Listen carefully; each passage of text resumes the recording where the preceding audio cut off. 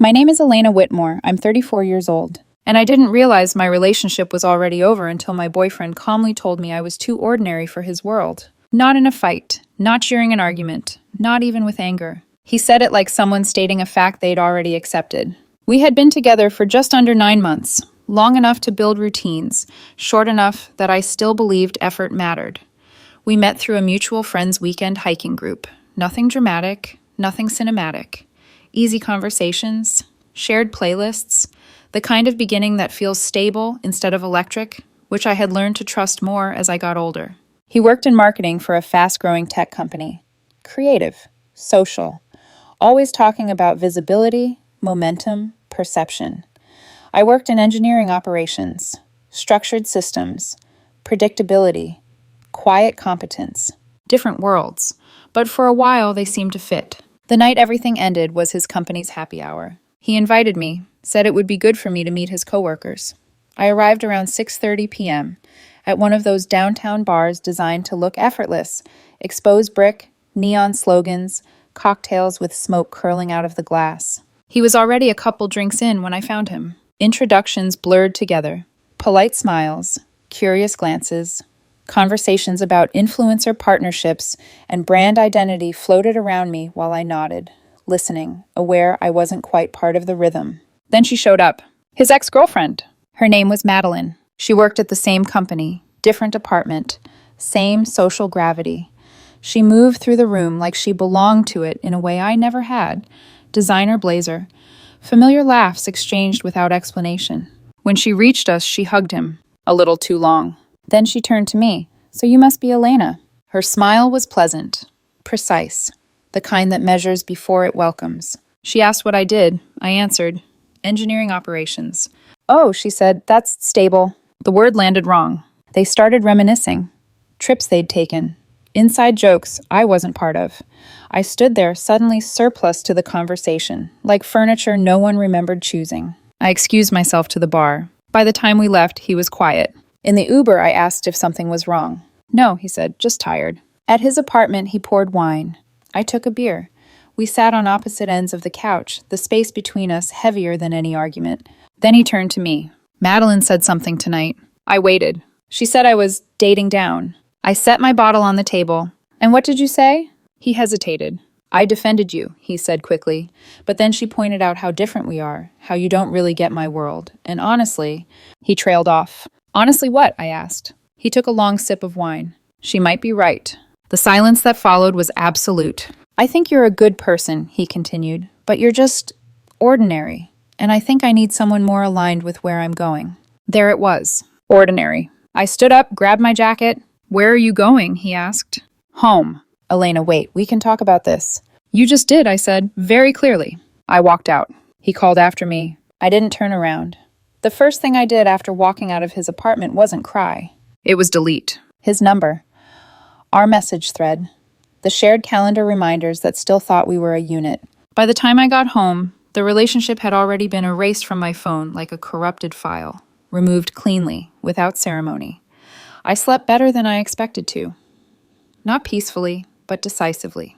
The next morning, I went to work as usual. That surprised people. I answered emails, reviewed schematics, sat through a meeting about operational redundancies with the same calm focus I'd always had. No one knew my relationship had ended 12 hours earlier, and I didn't feel the need to tell them. There was something grounding about systems that behaved exactly as expected. At lunch, my friend Mara texted, "You alive? Haven't heard from you." We met at our usual place, a quiet cafe tucked between 2 office buildings. She took one look at me and frowned. "You're too calm," she said. "I'm fine. That's what worries me." I told her what happened. Not emotionally, just the facts. The happy hour, the ex-girlfriend, the word ordinary. Mara listened without interrupting, her expression tightening with every detail. "He chose her opinion over you," she said when I finished. "He chose his world over ours," I corrected. She leaned back. "And you're just done?" "Yes." She studied me. "You're not the type to burn bridges." "I didn't," I said. "I stepped off one." What I didn't tell her, what I hadn't told anyone, was that my mind had already moved past grief and into pattern recognition. Because 3 months earlier, on a night that had felt intimate at the time, he'd told me a secret. He'd come over after work, energized, slightly drunk on excitement. He talked about a campaign his team had been building for half a year, something big, something viral, a spontaneous moment involving a recognizable public figure, carefully scripted, carefully timed. It has to look authentic, he'd said. If people know it's staged, it dies. I remembered how animated he'd been, how proud. I'd listened, asked questions, not because I worked in marketing, but because I cared about him. And now I remembered something else. Madeline was leading that campaign. By Friday afternoon, curiosity had replaced sadness entirely. I looked her up. Public profile, project lead, her name attached to the campaign internally, everything riding on its success. I didn't feel angry. I felt clear. That night, I created a burner email account. Nothing fancy, no personal identifiers. I spent an hour drafting a message to a marketing industry blogger, someone known for covering behind-the-scenes strategy. I didn't accuse, I didn't rant. I framed it as industry gossip, carefully vague, just enough detail to be credible, enough to make people ask questions. I sent it Saturday morning. On Sunday afternoon, the post went live. By Monday, marketing Twitter had dismantled the campaign in real time. Manufactured authenticity, scripted spontaneity. Another brand mistaking performance for trust. I watched it unfold like an engineer watches a system fail exactly where predicted. Monday evening, Mara texted, "Did you see what happened with his company?" "No," I replied. "Their big campaign leaked. It's everywhere." I stared at my phone. "That's unfortunate," I typed. "You wouldn't know anything about that, would you?" I smiled. Tuesday morning, an unknown number lit up my screen. I didn't answer. The text came anyway. "Elena, please, did you leak it? Madeline's project is dead. People might lose their jobs." Then, "I'm sorry about what I said. I was drunk. She was in my head. Can we talk?" I blocked the number. Silence returned. By Wednesday evening, I went to my usual coffee shop to work on a personal project.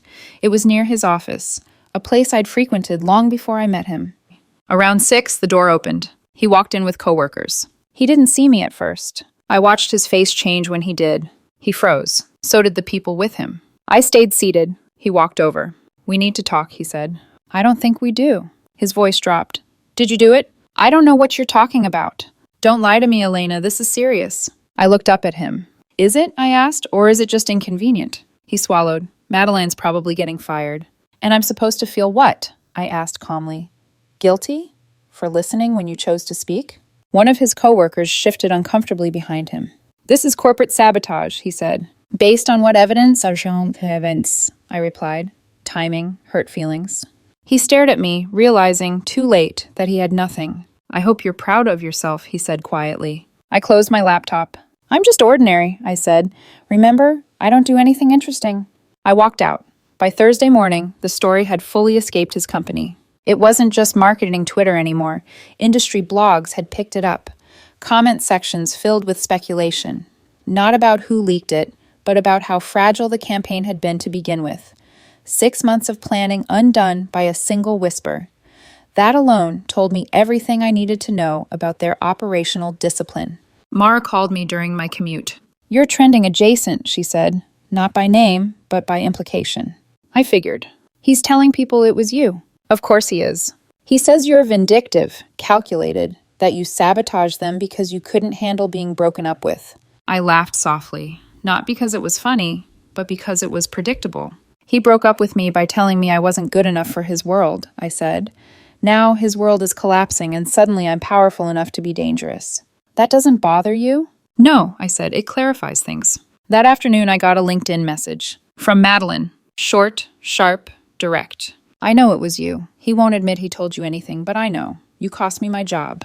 I didn't respond. What would be the point? By Friday, the internal fallout became external. Madeline was officially let go. Restructuring, they said. Everyone knew better. The campaign had been hers. The blame followed leadership, not execution. He survived, barely. Still employed, but sidelined. Pulled off major projects. Suddenly ordinary in a way he'd never been before. That evening, Mara asked the question everyone eventually does. "Do you feel guilty?" I considered it. "I feel accurate," I said finally. If telling one person about a supposedly airtight campaign is all it takes to destroy it, then maybe it wasn't as solid as they thought. That sounds like rationalization. Or consequences. He tried to reach out again the following week. A longer message this time. Apologies layered over excuses. Regret framed as self-discovery.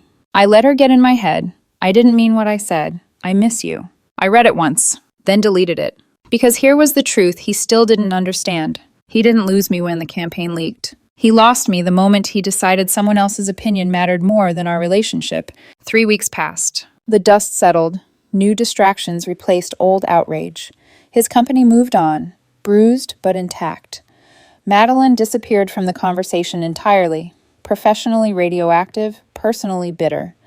Last I heard, they weren't speaking to each other. Each blamed the other for the fallout. That part didn't surprise me either. At a small gathering one night, someone asked, casually, without knowing the full story, whether I ever regretted how things ended. I took a sip of my drink. I don't regret setting boundaries, I said. I removed him from my life, and I stopped protecting secrets that weren't mine to keep anymore. That's ruthless, they said. That's ordinary, I replied. Because ordinary people still have memory, still have access, still have Wi-Fi. He wanted me to be forgettable, beneath notice, too small to matter in his carefully curated world. I didn't prove him wrong by screaming or begging or staying. I proved him wrong by reminding him that even the people you underestimate can affect your life in very real ways. And honestly, that's enough for me.